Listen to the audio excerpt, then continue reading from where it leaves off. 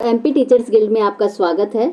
आज हम राष्ट्रीय मेंस, नेस और ओलंपियाड में आने वाले सामाजिक विज्ञान के कुछ क्वेश्चन देखेंगे।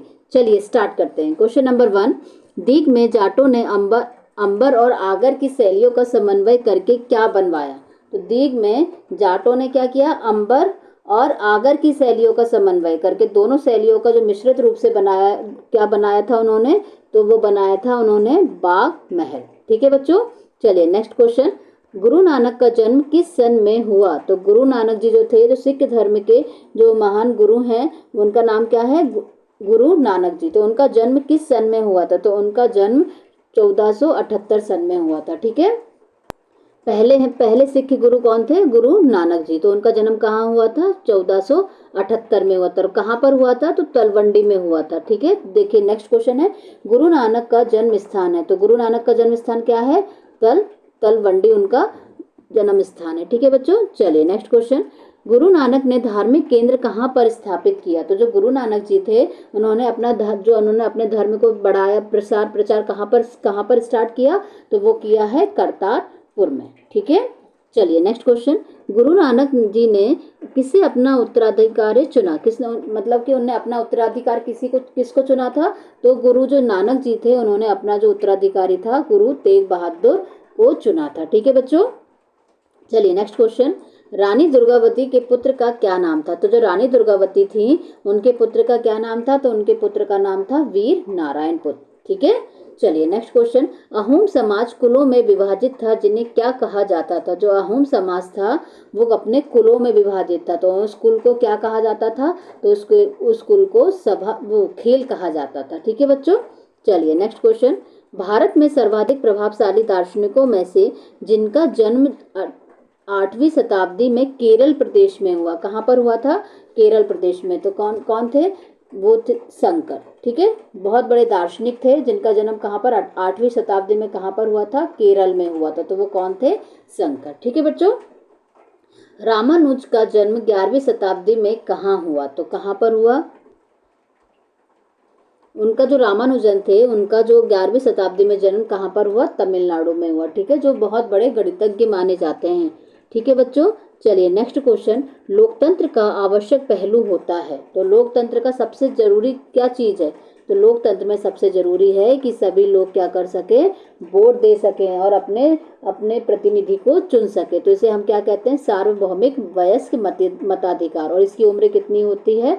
18 वर्ष। ठीक है, 18 वर्ष से जितने भी ऊपर के व्यक्ति हैं, सभी नागरिक भारत के, वो क्या कर सकते हैं? अपना मत दे सकते हैं, वोट दे सकते हैं और अपनी प्रतिनिधि को चुन सकते हैं। तो ये सबसे आवश्यक पहलू होता है। ठीक है बच्चों, चलिए नेक्स्ट क्वेश्चन।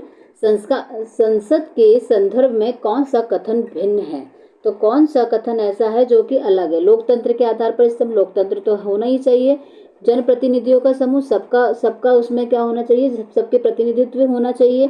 तो ये भी सही है। निर्वाचित प्रतिनिधियों के माध्यम से जो निर्वाचित होते हैं, जो जिन्हें हम वोट देके हम चुनते हैं, उनके माध्यम से जो हमारे जो पक्ष होते हैं वहां पे रखे जाते हैं, मतलब कि हमारा भी क्या होता है? प्रतिनिधित्व होता है। तो ये तीनों चीजें तो सही हैं। हमसे क्या पूछा है? अलग क्या है? तो अलग क्या है? असमानता। असमानता नहीं होनी चाहिए। तो ऑप्शन डी क्या हो जाएगा इसके हिसाब से?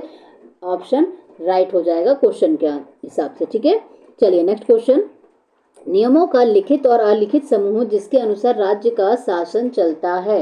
तो ऐसा क्या चीज है जो लिखित है और अलिखित समूह जिसके अनुसार क्या चलता है? राज्य का शासन चलता है। तो वो क्या है? हमारा संविधान। ठीक है, जिससे क्या होता है? जिसके हिसाब से हमारे राज्य और हमारे देश का भी शासन चलता है। ठीक है, चलिए नेक्स्ट क्वेश्चन। भारतीय संविधान में मौलिक अधिकारों की संख्या है। तो भारतीय जो संविधान है, वो उसमें मौलिक अधिकारों की क्या संख्या है? 6। मौलिक अधिकार क्या होते हैं? जो कि हमें सरकार देती है, हमें अच्छा एक जीवन यापन करने के लिए बेटा। ठीक है, चलिए नेक्स्ट क्वेश्चन।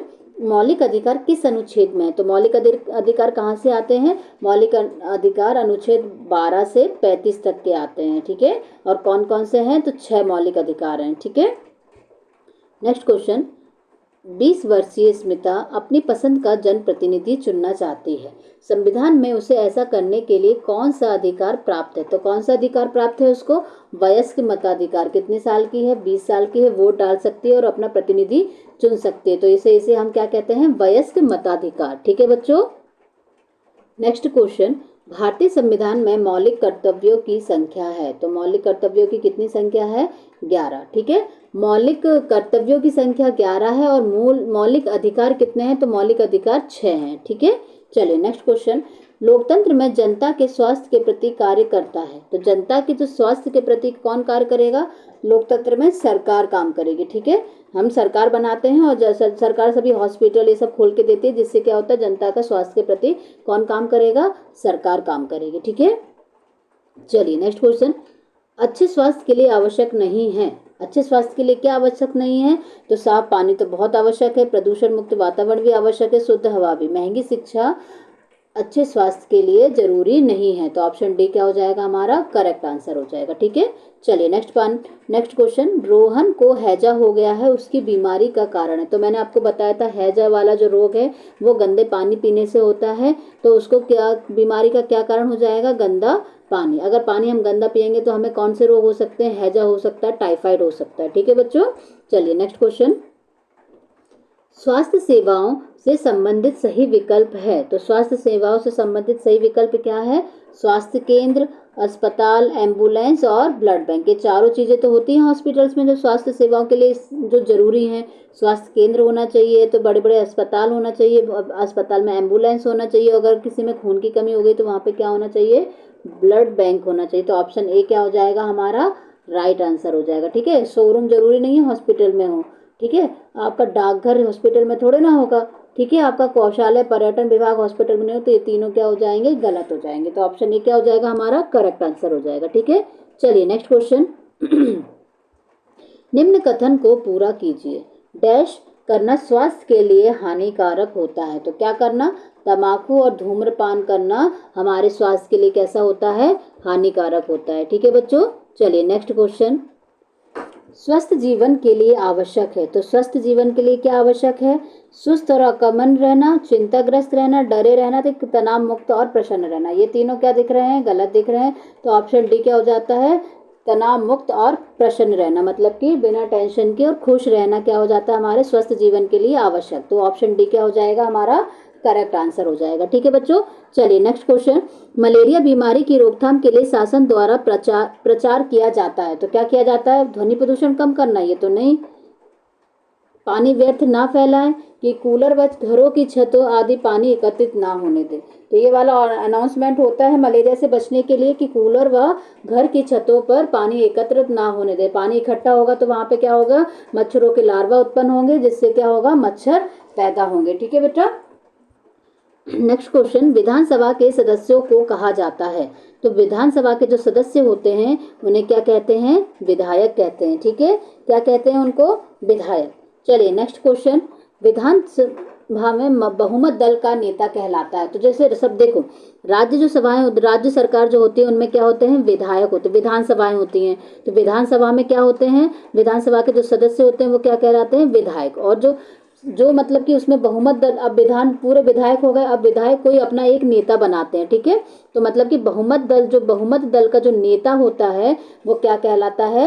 वह मुख्यमंत्री कहलाता है। ठीक है बच्चों, समझ में आया? राज्य सरकार में क्या होती है? विधानसभाएं, विधानसभा के सदस्य को क्या कहते हैं? हम विधायक कहते हैं। और जो बहुमत, जिस दल को बहुमत मिलता है उसमें उस सदन का जो नेता होता है उसे हम क्या कहते हैं? मुख्यमंत्री कहते हैं। ठीक है, चलिए नेक्स्ट क्वेश्चन, राज्यपाल होता है, तो राज्यपाल क्या होता है? राज्यपाल राज्य का प्रमुख होता है। ठीक है, और केंद्र, ये क्या है? राज्य में है, राज्य का प्रमुख। और राष्ट्रपति जी क्या होते हैं? हमारे केंद्र के प्रमुख होते हैं। ठीक है बच्चों, चलिए नेक्स्ट क्वेश्चन, किसी समूह के आधे से अधिक संख्या में लोग किसी निर्णय या विचार से सहमत हो तो उसे क्या कहलाते हैं? आधे से अधिक संख्या, जैसे कोई है, जैसे 10 हैं समझो, आप छोटा सा एग्जांपल लो, 10 लोग हैं, तो कोई अगर एक चर्चा हो रही है और उस पर वोट डलाए जाते हैं, तो 10 में से आधे कितने हो गए? 5, 5 से अगर एक ज्यादा हो जाए, मतलब 6 हो जाए, तो उसे हम क्या कहते हैं? बहुमत मिल जाता है। भैया ज्यादा लोग हैं तो उसकी बात को क्या मान लिया जाता है। इसी प्रकार आधे से ज्यादा जो अगर निर्णय या विचार से सहमत होते हैं तो उन्हें हम क्या कहते हैं? बहुमत। ठीक है, क्या कहेंगे? बहुमत। चलिए नेक्स्ट क्वेश्चन, राज्य में राष्ट्रपति के प्रतिनिधि के रूप में कार्य करता है, तो राज्य में राष्ट्रपति के प्रतिनिधि के रूप में कौन कार्य करता है? राज्यपाल। राज्यपाल को कौन चुनता है? राष्ट्रपति चुनते हैं। ठीक है, राज्यपाल जो होते हैं वो राष्ट्रपति के द्वारा राष्ट्रपति के प्रतिनिधि के रूप में कार्य करते हैं। ठीक है बच्चों, इनमें से कौन सा शासन का स्तर नहीं है? तो शासन का कौन सा स्तर नहीं है? स्थानीय स्तर है, राज्य स्तर है, केंद्र स्तर है। कौन सा नहीं है? स्व सहायता समूह शासन का स्तर नहीं है। ठीक है बच्चों, चलिए नेक्स्ट क्वेश्चन। चुनाव के बाद किस दल से विधायक अपने नेता का चुनाव करते हैं? तो चुनाव के बाद कौन सा दल होता है? तो वो कौन सा दल है? सत्ताधारी दल जो होता है उससे अपने नेता का चुनाव करते हैं। ठीक है बच्चों, चलिए नेक्स्ट क्वेश्चन। राज्यपाल किनकी नियुक्ति करते हैं? तो राज्यपाल किनकी नियुक्ति करते हैं? तो राज्यपाल मुख्यमंत्री और अन्य मंत्रियों की नियुक्ति करते हैं। मतलब कि विकल्प ए और बी क्या हो जाएगा? हमारा करेक्ट आंसर हो जाएगा। ठीक है, इससे आगे के क्वेश्चन हम अब अगली वीडियो में करेंगे। बच्चों इसी तरह सभी विषयों के वीडियो आप मेरे चैनल पर देख सकते हैं। अगर आपको मेरा वीडियो पसंद आया हो तो इसे लाइक कीजिए, चैनल को सब्सक्राइब कीजिए ताकि आने वाले वीडियो का नोटिफिकेशन आपको मिलता रहे। बाय बाय बच्चों।